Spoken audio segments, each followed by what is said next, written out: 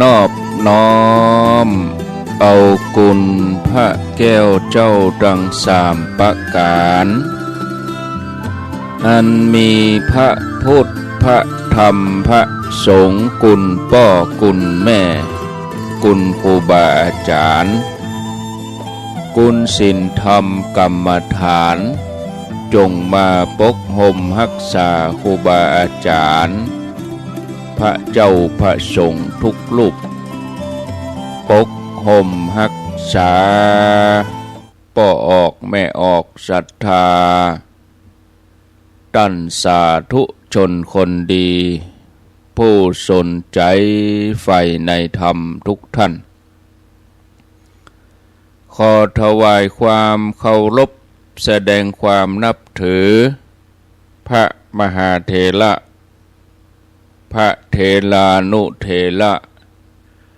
เจ้าคณะพระสังฆาธิการครูบาอาจารย์เจ้าที่ตั้นเปิดวิทยุรับฟังอยู่ที่วัดที่วาเวลานี้เจริญปอนญาติโยมท่านสาธุชนคนดีผู้สนใจใฝ่ในธรรมทุกท่านอนุโมทนากับสถานีวิทยุทุก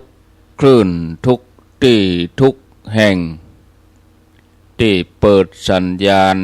รับเอารายการนี้ไปสู่ผู้ฟังทางบ้านบ่าว่าไกลว่าใกล้อยู่ที่ไหนก็รับฟังได้เวลาแล้วเนอได้เวลาแล้วถึงเวลาแล้วได้เวลาสำหรับการรับฟังธรรมะอันเป็นสาระประโยชน์ทางด้านพระพุทธศาสนาน้อมธรรมคำสอนขององค์สมเด็จพระชินวรสัมมาสัมพุทธเจ้าได้มามาพบมามาเล่าสู่บรรดาพ่อแม่พี่น้องพ่อออกแม่ออกพ่ออุ้ยแม่อุ้ยนักศีลนักบุญเท่าแก่น้อยใจยิงตังหลายแล้วไผที่ยังบ่ลุกเตื้อก็เกียมตัวลุกมาได้แล้วเนอะเกียมตัวลุกมาได้แล้วหลับลุกเจ้า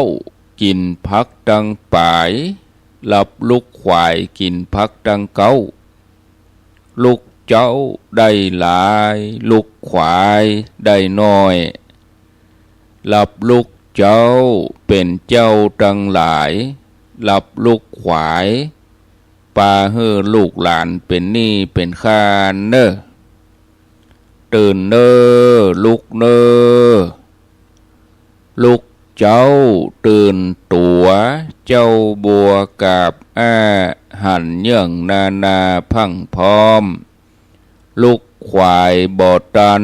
หนตางกีดก้อมก้าตัวบ่อต้อมปุ่นอาย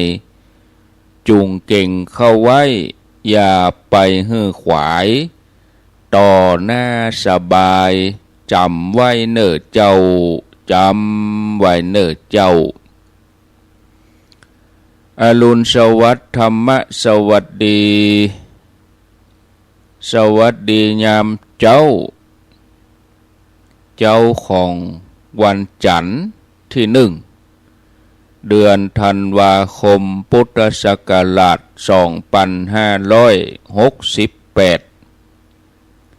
วันนี้เป็นวันเดือน3ออก11ค่ำเดือน3ออก11ค่ำพร่ำว่าเป็นวันจันทร์มาพบมาปะกันในรายการเสียงธรรมแสงอรุณรายการเสียงธรรมแสงอรุณดำเนินรายการรับผิดชอบโดยอาตมาภาพ พระโคอภิวัฒนวิกรมวัดปากตังเจริญตำบลดอยหล่ออำเภอดอยหล่อจังหวัดเชียงใหม่เป็นผู้รับผิดชอบดำเนินรายการเวลา5:00จนถึง6:00ในวันจันทร์วันพุธแล้วก็วันพฤหัสบดีปะกันเจ้านี้ในบรรยากาศที่หนาวเย็นอุณหภูมิที่ดอยหล่อนี่13 องศาถือว่าเย็นพอสมควรเมื่อก่อนหน้าร้อนถ้าเราจะสัมผัสอากาศเย็นนี่ต้องขึ้นไปบนดอยอินทนนท์ต้องเปิดแอร์ประเดี๋ยวนี้ธรรมชาติเปิดแอร์ให้ทั่วพื้นที่โดยเฉพาะทางเหนือเฮานี่เย็นบางพื้นที่นี่ก็เลขตัวเดียว7 องศา8 องศา9 องศาบรรยากาศเย็นสบายอากาศเย็นดีแต่ก็คือญาติโยมที่เป็นผู้สูงอายุนั้นรักษาความอบอุ่นของร่างกายใส่ถุงเท้าถุงตีนใส่หมวกตุ้มผ้าเสื้อแขนยาว เสื้ออุ่นเพื่อเป็นการได้รักษาสุขภาพถ้าว่าบ่ได้รักษาสุขภาพอากาศมันเปลี่ยนอย่างอีกก็เดี๋ยวก็จะเป็นหวัดเป็นไข้เป็นเมื่อยถ้าเป็นนี่มันเป็นโมนนะญาติโยมแน่นี้อากาศมันเย็นมันชื้นมาปะกันแล้วบ่ฮือได้ขาดแคล้วเสียเวลาก่อนอื่นนั่นก็อนุโมทนากับญาติโยมที่เปิ่นอุปถัมภ์รายการประจำเดือนทุกต้นเดือนก็จะมามากล่าวชื่อนามอนุโมทนาในเจตนาของเปิ้นที่เปิ้นได้ตั้งเจตนาสนับสนุนอุปถัมภ์รายการเป็นค่าไฟค่าอินเทอร์เน็ตที่จะต้องได้ใจได้จ่ายทุกเดือนอนุโมทนากับแม่จันเรือนใสแม่เดือนเพ็ญทิมบางแม่อมราวงแหวนแม่ครูเกษณีชัยเทพแม่จงรักนาวาจักคุณกนกพิษชัยนาร้อยตำรวจตรีสุจักรอาจารย์เกรียงศรีพรหมเสนแม่พัฒนันวิจิตรไพศาลแม่สุธาทิพย์ข่มไพลีแม่ชรินทิพย์บุญเลิศแล้วก็แถมหลายๆคนหลายๆท่านที่เปิ้นร่วมเปิ้นทำประจำเดือนได้อุปถัมภ์รายการทำให้รายการนี้เข้าไปสู่ศรัทธาญาติโยมอย่างกว้างขวางถ้าเฮาบ่มีอินเทอร์เน็ตนี่ก็ลำบากส่งสัญญาณก็บ่ได้กลุ่มกะที่ของพื้นที่ของแต่ละคนแต่ละท่านไปเหี้ยบ่ได้ครอบคลุมบ่ได้ทั่วถึงอันนี้ก็เปิ่งอินเทอร์เน็ตมาปะกันอนุโมทนากับเจตนาของญาติโยมแล้วก็มาธรรมะกันธรรมะในวันนี้ก็บักไก่กับงานที่จะเกิดขึ้นวันนี้งานที่จะเกิดขึ้นวันนี้ก็ที่วัดทรายมูลตำบลแม่กะอำเภอสันปะตองจังหวัดเชียงใหม่เป็นงานทำบุญอายุวัฒนมงคลครบรอบ 75 ปีของท่านพระครูสังวรศิลาภิลักษ์ซึ่งท่านพระครูสังวรศิลาภิลักษ์นั่นเปิ่นจัดรายการเทศธรรมมรดกธรรมกับขึ้นสีขาวมาจะ20 ปีแล้ว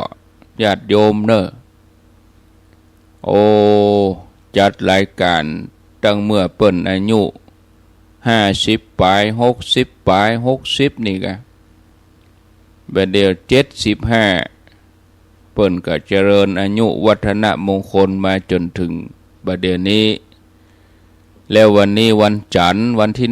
1เปิ่นก็จะทำบุญอายุของท่านพระครูเปิ่นเทศทำทุกวันจันทร์เวลา6 โมงถึง7 โมงวันนี้ก็น่าจะสะดวกอยู่ก็ว่าจะได้ก็เดี๋ยวรอสัญญาณเปิ้นก็เตื้ออาตมาก็ขอเมตตาเปิ้นแตนไปให้เปิ้นเมาไว้2 ชั่วโมงตี5ถึง7 โมงเพิ่นก็มีโอ้รบกวนท่านพระครูอาตมาบ่ได้อยู่ก็นิมนต์ท่านพระครูเปิ้นแตนเนี่ยเปิ้นก็เมตตาจัดแตนเพราะว่าอินดูญาติโยมเหมือนกันว่าจะว่างเว้นรายการอยู่คือกำลังใจศรัทธาให้ผู้ฟังได้ฟังเนี่ยอันนี้เปิ้นก็ทำหน้าที่อย่างดีสม่ำเสมอมาตลอดแล้วก็วันนี้เปิ้นจะมีงานเนอะสืบเจตาทำบุญอายุวัฒนมงคลของท่านพระครูสังวรศิลาภิลักษ์วัดไชยมูลวันที่1ญาติโยมอยู่ใกล้อยู่หิมในเขตสันป่าตองแม่วังโดยหลอกะหูจักมักเกยอยู่ที่ไหนตั้งใด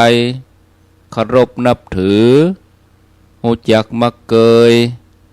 ก็ไปร่วมงานเป็นกำลังใจท่านพระครูวันนี้แล้วธรรมะที่อาตมาจะอู้วันนี้ก็คือเรื่องอายุวัฒนกถาถือว่าเป็นธรรมะในการที่จะตอบแทนศรัทธาญาติโยมแทนท่านพระครูเปิ้นทำบุญอายุท่านพระครูวันนี้แล้วก็วันที่5แถมกำเด้อวันที่5 ธันวาคมพี่น้องญาติโยมอำเภอฝางแม่อายชัยปราการโดยเฉพาะญาติโยมในพื้นที่อำเภอฝางเวลาบ่ายโมง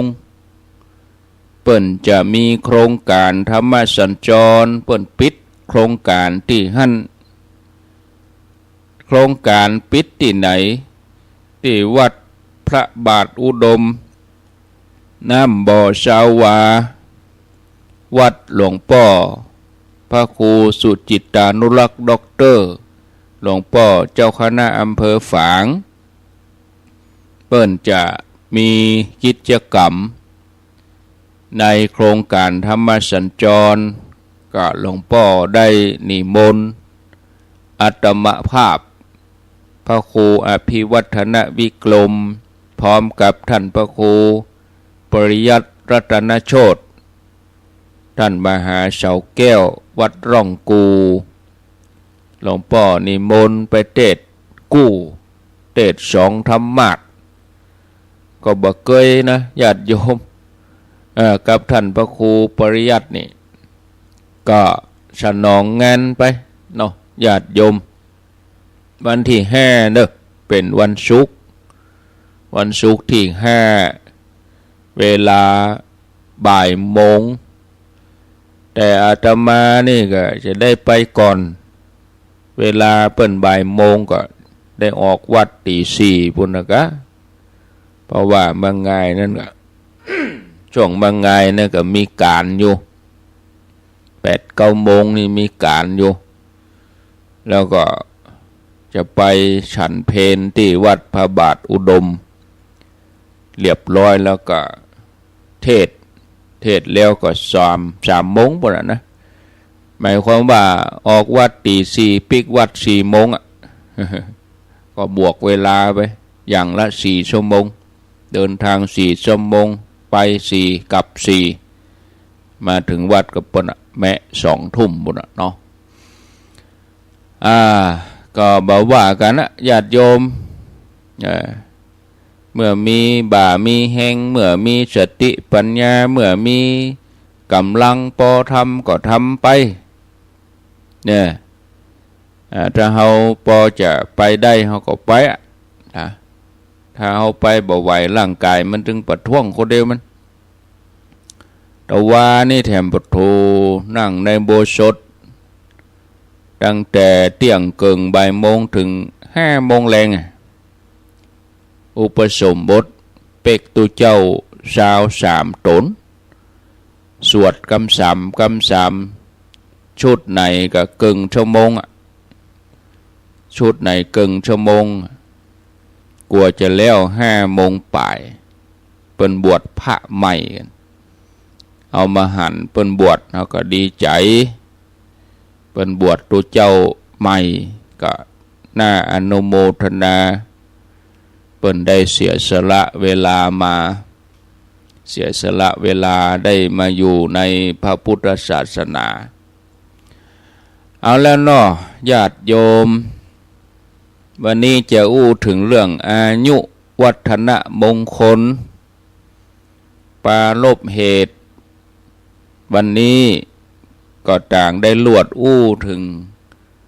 เดือนใหม่ซึ่งเป็นเดือนสุดท้ายของปี2568เดือนนี้มีอยู่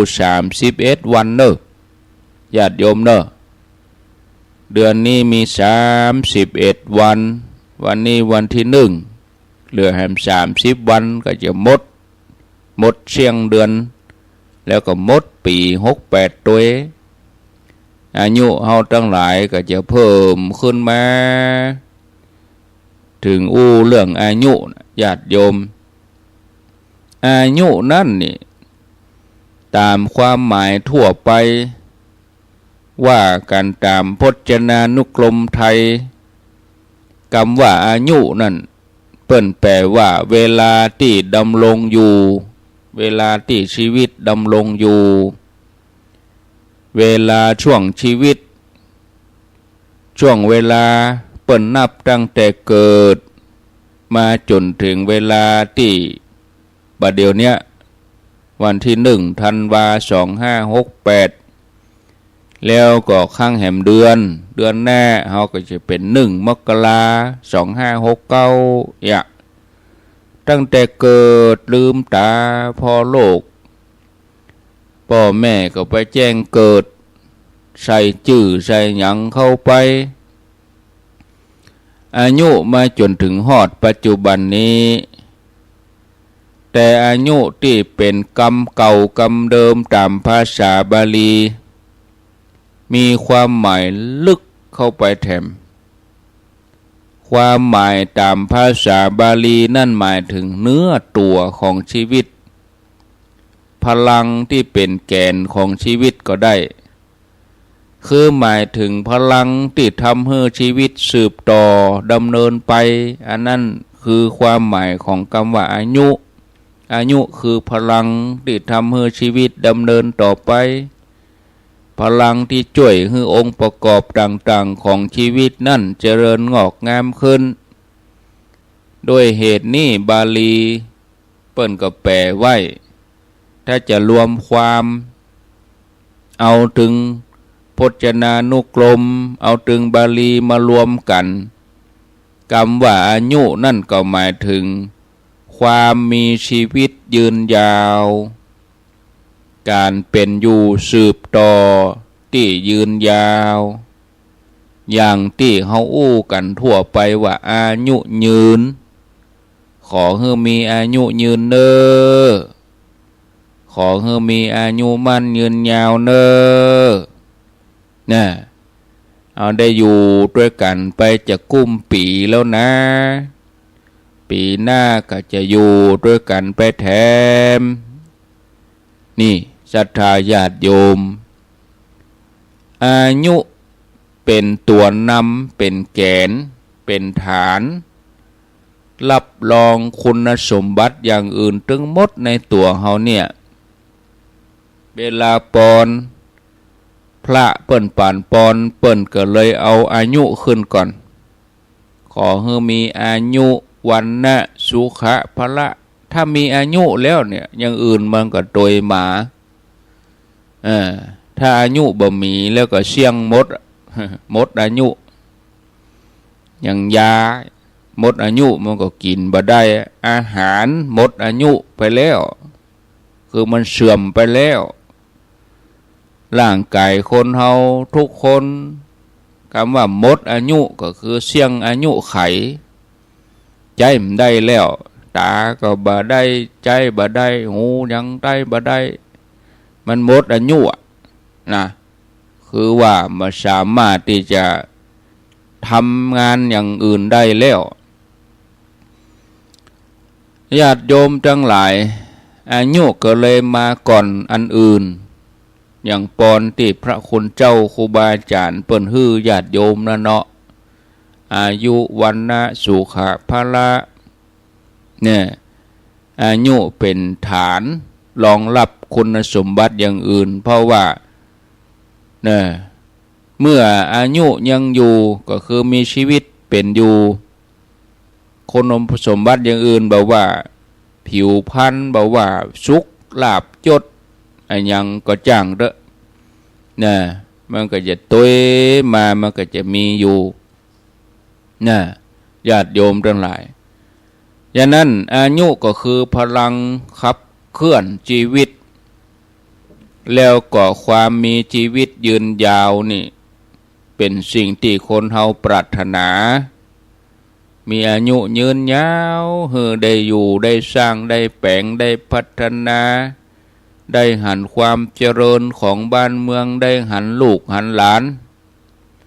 นี่มันเป็นการสืบต่ออายุที่เปิ้นสืบชะตานี่คือว่ากำลังใจกับเวลาสืบชะตานั่นก็ได้หันลูกหันหลานได้หันคนมาร่วมงานเกิดปีติยินดีแช่มชื่นเบิกบานนี่ก็สืบชะตามันเป็นจะอีเนี่ยข้อปฏิบัติที่ทำให้อายุยืนสำนวนบาลีเปิ้นว่าปฏิปทาเป็นไปเพื่อการให้มีอายุยืนอันนี้เปิ้นแยกเป็นสองอย่างสองด้านร่างกายอันนี้เปิ้นห้องว่ารูปธรรมด้านจิตใจห้องว่านามธรรมจะให้อายุเฮายืนได้ก็ต้องมีปฏิปทาสองด้านนี้คือด้านร่างกายกับด้านจิตใจหรือว่าภายนอกกับภายในร่างกายนี่เป็นภายนอกจิตใจนี่เป็นภายในด้านภายนอกคือว่ารูปธรรมอายุนี่อาศัยร่างกายที่สมบูรณ์แข็งแรงอาศัยสุขภาพดีบ่มีโรคภัยมาเบียดเบียนจะมีก็เบาบางอายุจะยืนได้เราก็ต้องรู้จักบำรุงร่างกายบ่ใจปลนเปลือบำรุงกับปลนเปลือนี่มันต่างกันบำรุงคือว่าอัตภาพนี่ยังอยู่ได้กินเบื่อบำบัดความหิวแต่ถ้าปลนเปลือนี่คือกินเพื่อความเมามันเกิดพลังทางกายเนี่ยอันนี้มันปลนเปลือจนเป็นโรคตุ้ยโรคอ้วนอันนี้ปลนเปลือร่างกายหรือไปบัดระวังรักษาสุขภาพเอาสิ่งเสพติดเอาของบดีมาใส่ให้ร่างกายตัวเองมันก็บั่นทอนอายุไปในตัวอายุบ่ยืนสักกำนะ จะต้องรักษาสุขภาพป้องกันแล้วก็บำบัดโรคการหู้จักบริโภคปัจจัยสี่การอยู่ในสิ่งแวดล้อมที่ดีแล้วก็ใจปัญญาในการครองชีพในการพิจารณาโดยอาศัยโยนิโสมนสิการคือการพิจารณาในทางพระพุทธศาสนานี่เปิ้นพอหันความสำคัญของการรักษาสุขภาพกายเพื่อการดำรงอายุนั่นไว้โดยถือว่ารูปธรรมร่างกายภายนอกนี่เป็นส่วนประกอบอย่างหนึ่งของชีวิตที่ดีก็คือในการทำระดับทิฏฐธรรมิกถประโยชน์คือประโยชน์ปัจจุบันเนี่ยเหมือนดังพระองค์พระสัมมาสัมพุทธเจ้าพระองค์มีพุทธโอวาทพระองค์ได้ประทานแก่พญาเจ้าเมืองแคว้นโกศลพญาเจ้าเมืองแคว้นโกศลก็คือพระเจ้าประเสนที่โกศลเรื่องก็มีอยู่ว่า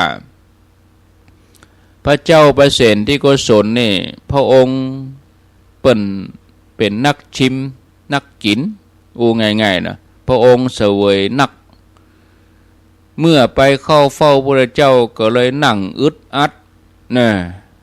กัดต้องเนี่ยก็ทำให้พระวรกายนั่นอุ้ยอ้ายคำว่าอุ้ยอ้ายก็คืออ้วนท้วนนะพระองค์ก็มีความประสงค์จะอนุเคราะห์พระเจ้าก็ตรัสแนะนำด้วยพุทธโอวาทคาถาบทหนึ่งซึ่งแปลเป็นไทยแปลเป็นความหมายง่ายๆว่า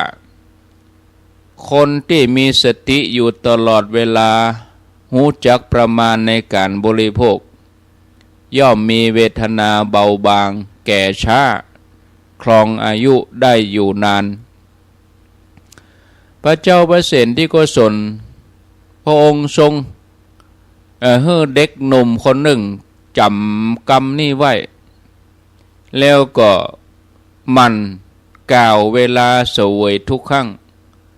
เป็นเครื่องเตือนสติให้พระองค์ยับยั้งบ่ได้เสวยเกินประมาณต่อมาบ่เมินบ่นานพระองค์ก็มีพระวรกายกระปี้กระเป๋าร่างกายผอมดีบ่อ้วนสามารถเดินเหินไปที่ไหนสะดวกสบายแล้วก็มีพระราชดำรัสชื่นชมในมหากรุณาธิคุณของพระเจ้าที่ได้อนุเคราะห์แล้วก็ได้หันประโยชน์ที่จะเกิดขึ้นพุทธดำรัสที่พระองค์ตรัสย้ำอยู่เสมอคือแนะนำในการบริโภคสิ่งต่างๆด้วยการรู้จักพิจารณาในการกินการใจคำนึงถึงคุณค่าที่แท้จริงเพื่อให้พอดีเนี่ยกินบ่ให้มันเกิดโทษให้มันได้ประโยชน์เป็นเครื่องส่งเสริมชีวิตที่ดีงามยกตัวอย่างคือกินอาหารไม่ใช่กินเพื่อความเมามันสนุกสนานแต่กินเพื่อหล่อเลี้ยงร่างกายให้ดำรงอยู่ได้อย่างผาสุกบำบัดความหิวเพื่อบำบัดทุกขเวทนาบ่ให้มันเกิดขึ้นสามารถดำเนินชีวิตที่ดีงามให้มันประเสริฐได้ใจเสื้อผ้าอาภรณ์เครื่องนุ่งห่มที่อยู่อาศัยก็เป็นไปเพื่อบรรเทาบำบัดความหนาวจากเหลือบยุงลมแดดและสัตว์เลื้อยคลานทั้งหลายเนี่ยเป็นที่คุ้มป้องกันภัยเป็นที่พักผ่อนอย่างนี้เป็นต้นบ่ได้ใจเพื่อความฟุ้งเฟ้อประดับประดาเอามาอวดกันเพื่อเกียรติยศมาอวดกันข่มคนนั้นข่มคนนี้สันใจสินค้าราคาแพงกว่าเธอของเธอนั่นใจของถูกที่จริงมันก็แค่ปกปิดความอายปก ปิดความอุจจาตาเนี่ยแต่คนเฮามันใจผิดประเด็นไปเป็นไปเพื่อเกียรติเป็นไปเพื่ออวดเป็นไปเพื่อข่มกันเหนือคนนั่นเหนือกว่าคนนี้เนี่ยมันก็เลยตุกตัวเก่ามันก็มีแต่ใดมันก็บ่พอเนี่ยเปิ้นเฮอพิจารณาอย่างนี้ญาติโยมหรือว่ามีปัญญาสำรับในการที่จะทำให้ตัวเองอยู่รอดปลอดภัยสามารถปลดปล่อยตัวเองให้อิสระนี่อิสระจากอย่างอิสระจากการบีบคั้นจากสังคมจากสิ่งที่มันประเดประดังเข้ามาให้เราจะต้องตัวตามมันอยู่เนี่ยโทรศัพท์เอาเพียงแค่อู้กับโทรหรือว่าใจหมกพวงให้พอดีบ่ใจไปตัวสมัยจะต้องเอารุ่นใหม่ตลอดเวลามันก็เกินกำลังตัวเองละอ่อนบางคนก็เรียนหนังสือยังบ่ทันจบเนี่ยผ่อนโทรศัพท์มาเพราะแฟชั่นพออยากได้ดีอยากเหนือเปื้อนอยากอวดว่าตัวเก่ามีสุดท้ายก็เป็นจะได้ก็ลำบากญาติโยมทั้งหลายมันบ่เกี่ยวกับอายุอย่างเสียอย่างเนี่ยแต่เมื่อมีสิ่งมูนี่เข้ามาเกินจากการที่จะบริโภคในชีวิตประจำวันบ่ว่ากินว่าใจมันก็ทำให้ตัวเองตกในที่ฐานะลำบากอายุก็น้อยกะเพราะมันเกิดหักต้องทำงานแข่งกับเวลามันบ่มีเงินผ่อนก็ต้องทำงานเอาไปเอามาก็ทำลายสุขภาพกินข้าวเป็นเวลานอนดึกก็บ่ต้องเขตัวเก่าเปิ้นรับบ่ได้รับเพราะว่ามันย้อนผ่อนโทรศัพท์มานั่นน่ะเนี่ยมันเป็นอย่างนี้มันก็ทำลายอายุต่างอ้อมตัวต่างตรงตัวญาติโยมมีคำสอนทางด้านพระพุทธศาสนาเปิ้นเป็นข้อปฏิบัติที่เกื้อกูลแก่อายุว่าหัวข้อธรรมนี่ชื่อว่าอายุวัฒนธรรมธรรมที่ช่วยให้อายุยืนไผใครอายุยืนก็ให้ปฏิบัติถึง5ประการ5ข้อนี้เด้อญาติโยมเด้อในทางคำสอนพระพุทธศาสนาเปิ้นก็วางไว้จัดดีเนี่ยมีหมดตั้งแต่เรื่องเกิดเรื่องกินเรื่องตายเนาะเกิดแก่เจ็บตายนะเกี่ยวข้องกับคำสอนทางด้านพระพุทธศาสนาจะเอามาใจหรือบ่เอาใจตัวนั้นเจ้านี้ก็เลยนำเสนอธรรมที่ช่วยให้อายุยืนเนี่ย1สัปปายกาลี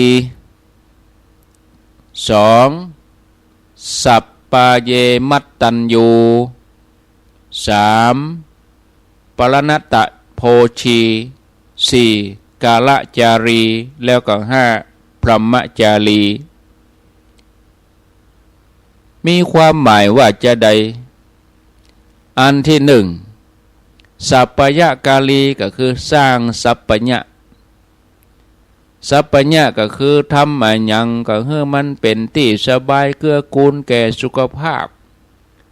สัปปะญะนี่ก็ตั้งแต่ที่นอนตัวเก่าบ่ต้องไปเอาอย่างคนเฮาบางทีต้องการธรรมชาติถึงเวลาฮ้อนมาอยากจะไปลบอยู่ใต้ต้นไม้แต่ก็พากันไปตัดต้นไม้ในป่าต้นไม้เปิ้นอยู่ดีๆพากันไปขุดไปเบ้ามาเป็นต้นแล้วก็เอามาปลูกบ้านแล้วก็ถึงเวลาก็อยากจะไปเสพสิ่งแวดล้อมอยากจะไปเสพธรรมชาติบ่ได้สร้างสัพพัญญะไว้ที่เปิ้นอยู่ของเปิ้นมนุษย์เฮานี่มันเบียดเบียนเปิ้นเนาะญาติโยมเนาะ สร้างสัพพญะในบ้านในจองในที่นอนที่รับที่นอนหมอนผ้าห่มหน้านี้นี่เมื่อวันถ้าแดดร้อนๆนี่เอามาตากไว้3-4 โมงก็ตบพับเมื่อคืนแมลงมานอนมันอุ่นดีฆ่าไล่ฝุ่นฆ่าสิ่งสกปรกไปในตัวอันนี้คือสร้างสัพพญะจากใกล้ตัวก่อนในครัวก็ดีห้องน้ำก็ดีสิ่งแวดล้อมในบ้านอันนี้เปิ้นว่าสร้างสัพพญะสัพพญะในครอบครัวผัวเมียลูกเต้าอยู่ด้วยกันสัพพญะบ่ใช่กล้าสถานที่ตึงกำอู้กำจาการอยู่ด้วยกันทำมาอย่างให้มันสบายเกื้อกูลแก่สุขภาพถ้าบ่ได้สร้างสัพพญะคนใดคนหนึ่งมันก็บ่ใครอยู่บ้านล่ะเมียปากย่อยเห็นน้อยปากแซมปากย่อยผัวก็บ่ใครอยู่บ้านมันก็ไปเซาะอันที่อู้ม่วนตั้งพวกตั้งพับตั้งคาราโอเกะพวกจ่าเฮียเสียพุ่นนะอยู่บ้านนี่มันเป็นเฮียเป็นห่าไปอยู่พุ่นมันมาอู้ม่วนจกใจติ๊กอันนี้บ่ได้สร้างสัพพญะถ้าเราสร้างสัพพญะดีๆทำมาอย่างก็สบายเกื้อกูลกำอูกำจาก็รื่นหูบรรยากาศที่บ้านก็บ่สกปรกถ้าไปสกปรกมันก็บ่ม่วนพอว่าจังใดก็บ่ม่วนตาอันนี้คือสร้างสัพพญะตัวนี้อันที่สองสัพพเยมัตตัญญูแม้ในสิ่งที่สบายนั้นก็ฮู้จักประมาณมัตตัญญูนี่ฮู้จักประมาณให้มันพอดีบ่ใช่ให้มันเกินล้ำไปโอ้เฮาฟังเพลงเฮาม่วนเฮาม่วนของเฮาก็อย่าไปเปิดให้มันล้ำไป3 บ้าน 4 บ้านมันเดือดร้อนป้นที่เปิ้นบ่หุมก็มีตัวเก่าหุมตัวเก่าใครฟังก็เอาใส่หูหั่นค่ะเสียบหูฟังหั่นเปิดดังเท่าใดก็ได้อย่าไปเปิดเผื่อคนอื่นบางคนเปิ้นบ่จื่นสู้อันเนี้ยประมาณถ้าอย่าเปิดก็มอกพอดีฮู้จักประมาณในการกินประมาณในการอยู่ก็อย่างเรื่องราวที่เล่าเบื้องต้นตะกี้พระเจ้าประเสนที่โกศลเสวยเกินไปก็ทำให้อืดอาดท้องอืดท้องเฟ้อกินกระเดียวจะมานั่งฟังธรรมมันก็ฟังได้บ่เมินใครรับมานั่งฟังเทศฟังธรรมก็ใครรับแหมแล้วอันนั้นฮู้จักประมาณในการนอนเปิ้นลุกก็ลุกกันบ่ใช่10 โมง 11 โมงยังมาออกจากที่นอนเตื้อมันก็จะไปเอาอย่างไปมั่งไปมีจะไปรวยอย่างเปิ้นจะได้เปิ้นบ่ได้การเป็นห้อมแล้วอันนี้อย่างเวลาเนี่ยเฮานอนฟังเทศน์เฮาไปพอกาดโอ้แม่กาเปิ้นไปแล้วตี 2 ตี 3เปิ้นไปนั่งกาดเปิ้นแล้วเพื่อเฮาลุกมาเปิ้นบ่ปิกกาดเปิ้นบ่ได้เงินได้ทองเข้ากระเป๋าแล้วเฮากำลังจะออกไปเนี่ยกาดความมันคนเฮามันบ่เท่ากันมันก็เลยมีฐานะบ่เท่ากันอันนั้นต้องรู้จักประมาณการแต่งย่องตัวเก่าก็มอกพอให้พอดีจะไปให้มันเกินประมาณพอกาละเทศะตัวจะไปให้มันล้ำไปแทนที่จะงามมันไปบางงามไปเพราะบ่รู้จักประมาณเวลาใดสถานที่ไหนก็ต้องรู้จักประมาณอันที่ 3ปละนัตตะโภชีบริโภคสิ่งที่มันย่อยง่ายเกี่ยวให้ละเอียดหมอเปิ้นถึงฮือว่ากำหนึ่งเกี่ยวให้ละเอียดแล้วก้อยลื่นบ่ใช่มาบลื่นคนใดที่ กินฟังกินหีบมันแก้นเข้าหรอเปิ่นเฮือใจสติโอ้สุดยอดคำสอนพระพุทธเจ้านี่ตั้งแต่เรื่องกินเรื่องอยู่เรื่องคบเกี้ยวเนี่ยนะมันสำคัญถ้าเฮาเกี้ยวบ่เลือกเกี้ยวบ่ละเอียดก็เป็นกรดไหลย้อนเดี๋ยวก็ตั้งใจกับเพาะทำงานหนักท้องอืดท้องเฟ้อแต่ถ้าเคี้ยวละเอียดกินอาหารที่มันย่อยง่ายมันก็สบายท้องสังเกตพอกินอะไรอย่างที่มันย่อยยากโอ้มันดึงกัดต้องอยู่หันหยึงมันบัดถ้าไปโตดไผมันลำที่ปากที่ลิ้นลืนจากลิ้นไป2 คืบมันก็หมดละจะมือกี่หมื่นกี่พันก็จ้างมันก็ตึกลิ้นเนี่ยลืนเข้าไปลงคอไปตกกับห้องเสมอกันหมดคือบำบัดความหิวอันนั้นถ้าเฮาบ่ฮู้จักการกินอาหารที่มันละเอียดดีที่มันย่อยง่ายมันก็ทำให้อายุเฮานั้นบ่ยืนน่ะมันเกิดการกระทบร่างกายอันที่4กาลจารีปฏิบัติตัวให้เหมาะในเรื่องเวลาก็ฮู้จักจัดการเวลาตัวเองแบ่งเวลาใดกินเวลาใดนอนเวลาใดพักผ่อนเวลาใดทำงานไม่ใช่เอาเวลากินไปเบียดเบียนเวลาพักผ่อน4-5 ทุ่มบ่หลับบ่นอนตี 1 ตี 2บ่หลับบ่นอนมันเป็นเวลานอนซ้ำเอาเวลานั้นไปกินไปเอวไปเล่นสังเกตพอเนอะคนใดที่บ่ได้จัดสรรเวลานี้ร่างกายสุดโทรมผอมโซแต่เฮามันพิจารณาจัดเวลาให้เหมาะสมร่างกายก็ดีสมบูรณ์ผิวพรรณดีถ้าเฮาบ่ได้พิจารณาบ่ได้จัดสรรเวลามันก็ทำให้ตัวเองนั่นเกิดสุขภาพที่ย่ำแย่เนี่ยทำมาอย่างให้มันพอดีเนี่ยแล้วอันที่ 5พรหมจารีรู้จักการปฏิบัติประพฤติพรหมจรรย์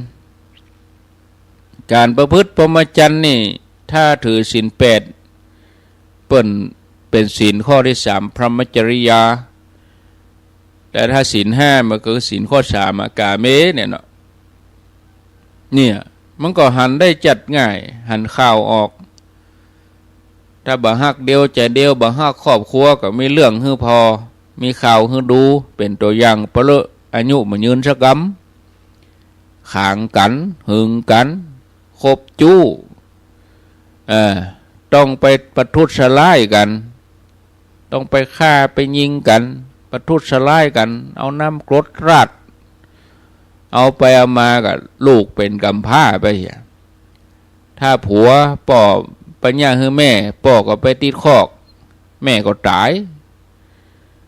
ถ้าฝ่ายแม่ยิงไปประทุษร้ายไปฆ่าป่อใจ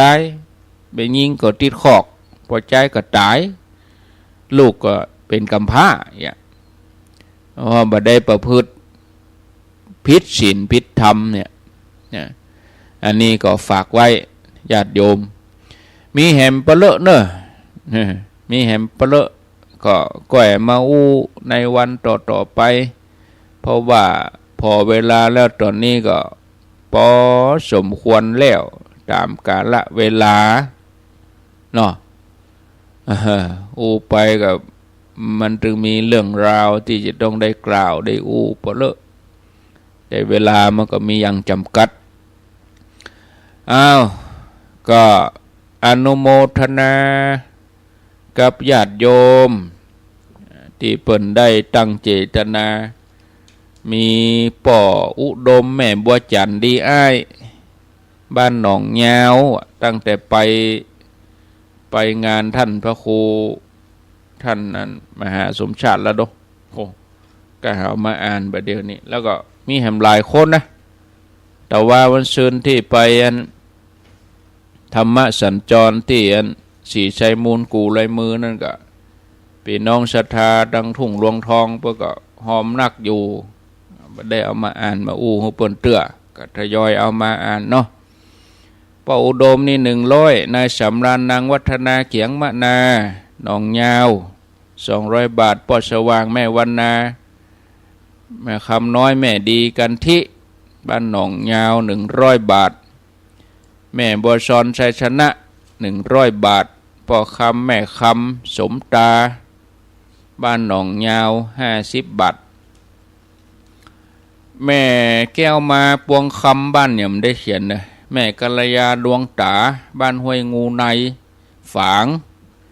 อันนี้ตั้งแต่ปุ่นละก้าเนี่ยอัน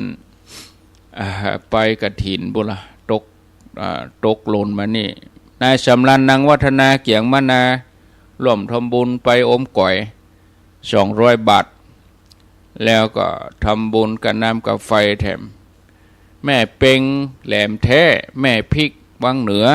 ก็ได้บ่ได้เขียนแม่เขียวต้องใจนี่ตั้งไปวังเหนือเมื่อวันที่16แล้วดูลุง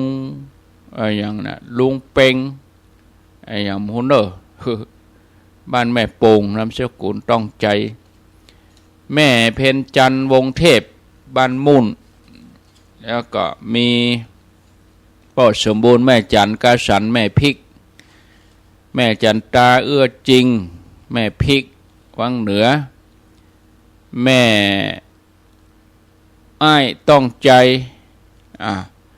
พ่อแหวนแม่แก้วถาวรอยู่กำแพงเพชรปุ่นจะได้ยินว่าอ่านไปเฮือแล้วไปเนาะแม่คำมาแหลมแท้อยู่แม่พริกวังเหนือแม่ฟองไลเกียงมะนา100ป่อคูดีเหล็กแม่นำสุริยวงศ์บ้านจำตองของเคาะวังเหนือแม่ถนอมบ้านวังนิมิตวังเหนือ200 บาทป่ออุดมแม่บัวจันดีอ้ายบ้านหนองยาวแถม200 บาทป่อบุญตันแม่แสงล่าเสวิกาแถม500 บาทป่อกองวันแม่จันเพนตะมาดงป่าช้าง40 บาทแม่บัวผินมะจันตานใบไปหน้าโอ้ไอ้นี่ตังหมอกไปเตดวัดดงป่าช้างแล้วดูเหมือนนักแกป่อทองคำแม่เสาคำดีสุวรรณ40 บาทนายสมพรนางสมพรนายเจษดากันทิยวงศ์แล้วก็มีแม่กนกรุ่งธรรมประวัติ200 บาทดงประสังป่ออินทรแม่ทองสายสุรินตะดงประสังเหมือนกัน40 บาทแม่บัวแก้วคำแปงป่อสมบูรณ์แม่กันตีตามา50 บาทแม่วงเดือนนายพักขพลคำน้อย50 บาทป่อสมัยแม่พิมพาใหม่เขียว100 บาทนายจีรพัฒน์อินทพรหมดงแปงยิ้ว50 บาทป่อจำลองแม่แก้วพาอินทพรหมนางสาวรัติการอินทพรหม50 บาทอันนี้คาสราดงประสังโอ้ครั้งนี้แหมนักอยู่เนาะครั้งนี้แหมเกิงว่าพัดแล้วว่าจะอ่านได้เข้ารายการสักคำเอาไว้นี่ก่อนน้อเอาปอนเหตุก่อนเอาปอนถึงมดถึงหมู่ถึงอ่านก่อนนั่นตะกี้4-5 ท่านแล้วก็อ่านบัดเดียวที่แล้วไปนี่ตัวเอาปอนเนาะสัพพิติโยวิวัชชันตุสัพพะโลโกวินัสสันตุมาเตภวัตวันตรายโยสุขีทีคายุโกภวะอภิวาตานะสีลิสะนิจังวุธาปจายโนจัตตาโลธรรมาวะทันติอายุวันโนสุขังปะลังอ้าวแล้วอยู่ดีมีสุขเหมือนกันกูคนกูตันเนอบุญกรรมบุญจูศรัทธาญาติโยมทั้งหลายเอาละอาตมาก็ขอลาศรัทธา ไว้เพียงเท่าอีกก่อนเนาะรายการต่อไปก็เดี๋ยวจะเชื่อมสัญญาณรายการท่านพระครูสังวรศิลาภิลักษ์ถ้าสัญญาณเปิ่นออกศรัทธาก็ได้งี้นะถ้าสัญญาณมาออกก็จะเอาเทปใส่เข้าไปเนาะญาติโยมทั้งหลายได้รับฟังก้อยปากันทำไมโอกาสหน้าขอความสุขสวัสดีจงได้บังเกิดแก่ศรัทธาญาติโยมท่านทั้งหลายจะเดินทางไปที่ไหนก็คือแคล้วคลาดปลอดภัยอยู่ดีสบายทำการทำงานเป็นพ่อค้าแม่ขายก็คือกาแม่นขายข้องมีลูกมีหลานก็คืออยู่ถ้วยฟังกรรมบุญกรรมบุญจูเหมือนกันกูคนกูตันเนออายุวันโนสุขังปะลัง